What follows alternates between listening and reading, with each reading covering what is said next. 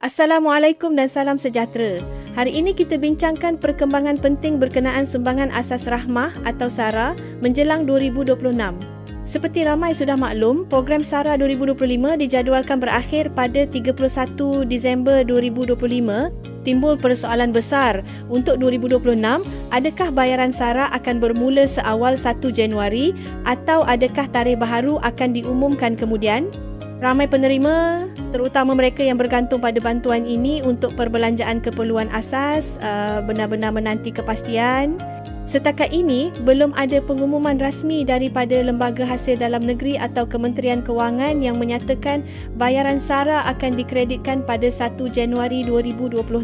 Namun, jangkaan ramai menerusi pelbagai saluran adalah bahawa bayaran untuk bulan Februari dan seterusnya mungkin dikekalkan pada tarikh 1 setiap bulan.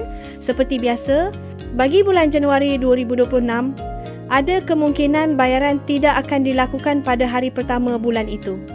Sebaliknya, ia mungkin berlaku lewat mungkin pertengahan Januari ataupun lebih ke hujung bulan.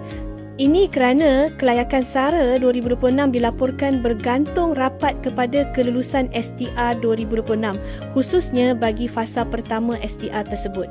Sementara menanti informasi rasmi, penerima dinasihatkan agar sentiasa semak kemas kini melalui portal rasmi SARA atau laman MySTR untuk status kelayakan dan jadual bayaran.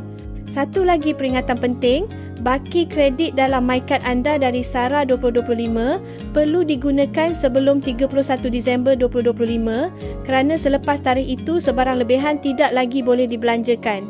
Untuk gambaran bagi tahun 2026, kadar bayaran SARA mengikut kategori adalah seperti berikut berdasarkan maklumat semasa. Isi rumah dengan STR plus data e-kasih boleh menerima RM200 sebulan menjangkau RM2,400 setahun. Isi rumah yang hanya STR menerima RM100 sebulan, RM1,200 setahun. Warga emas tiada pasangan STR plus e-kasih akan dapat RM150 sebulan, RM1,800 setahun. Bujang 21-59 tahun pula dijangka terima RM100 sebulan atau RM50 sebulan bergantung status e-kasih menjangkau RM1,200 atau RM600 setahun. Kesimpulannya, belum pasti bayaran SARA 2026 bermula pada 1 Januari dan ada kemungkinan pembayaran Januari lambat sedikit. Penerima disarankan pantau info rasmi dan guna baki MyCard mereka sekarang sebelum tarikh luput.